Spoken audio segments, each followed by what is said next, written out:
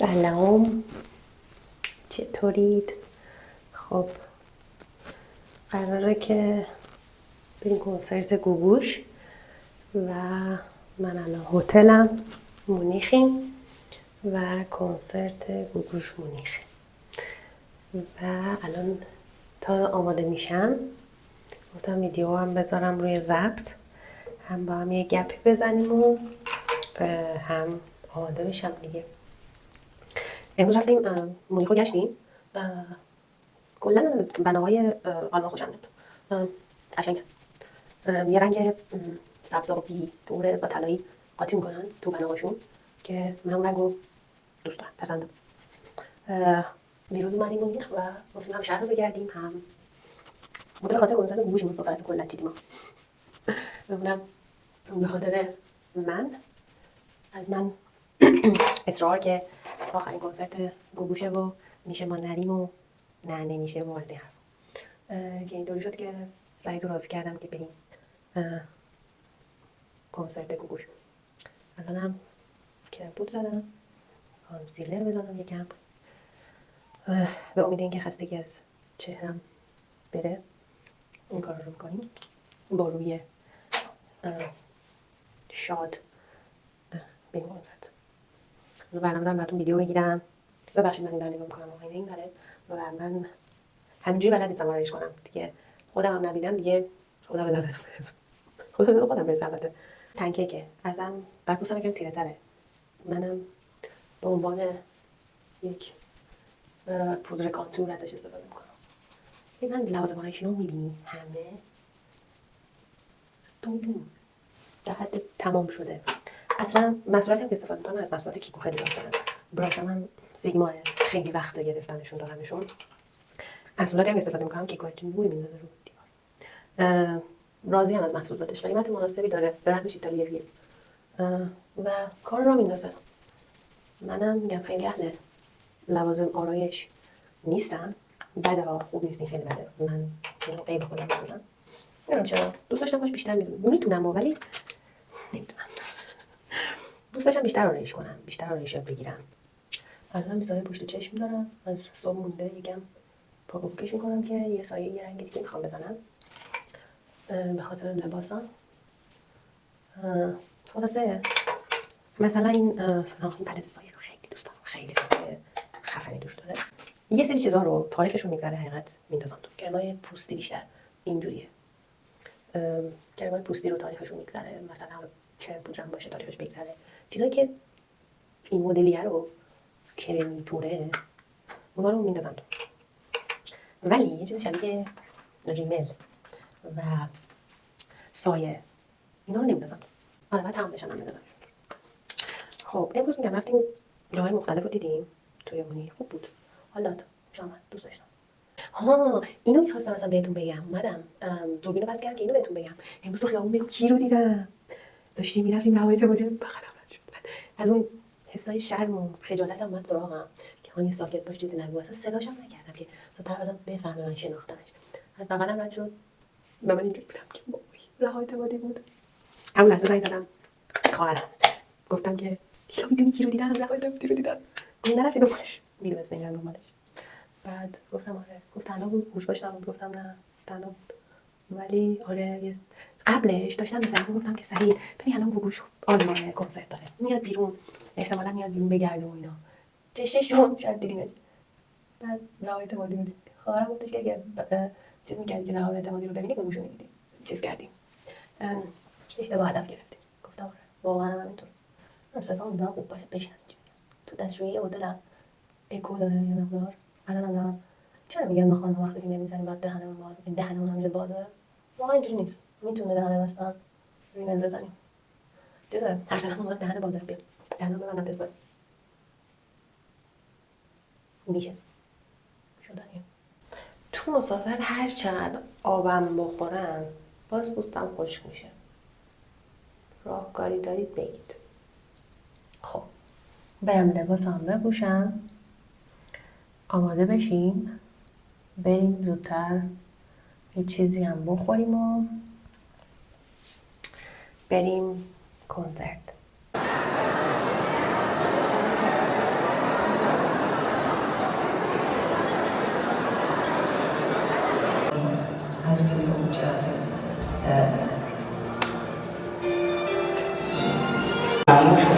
هیچ وقت نخونم، حتی برای دوستانم.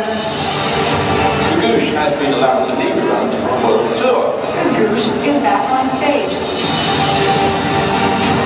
singing once again. A moving story of the A lot of Goosh. big names here, none bigger than Gooch. She is a cultural icon. چه احساسی داشتی وقتی برای اولین بار رفتی روی سن؟ تمام تنم می‌لرزه. معاصرت با چشم، معاصرت با